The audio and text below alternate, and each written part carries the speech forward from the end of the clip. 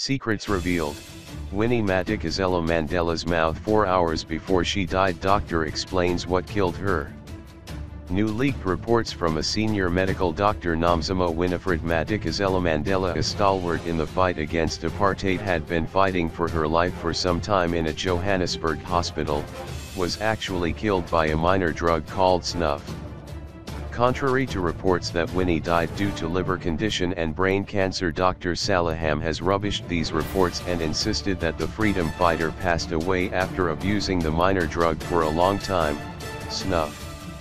Dr. Salaham was asked to shed more light on how snuff abuse killed the freedom fighter, and this is what he had to say. As you can see, his mouth has what appears to be a massive hole in the top. This is called a palatal perforation due to snuff abuse. While many people know about the potential for nosebleeds or even a deviated septum from snuff abuse, this is a whole different level of painful and disgusting. And it happens more often than you'd ever realize.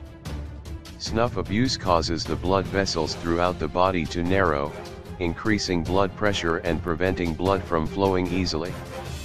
The tissues in the nasal cavity stop getting enough blood flowing through them and start to degrade. The photo above shows what happens when this issue goes untreated through years of abuse. By this point the patient is almost untreatable. Winnie's death was a warning, and hopefully people will see this and never think about doing snuff again, said Dr. Salaham in a recent interview.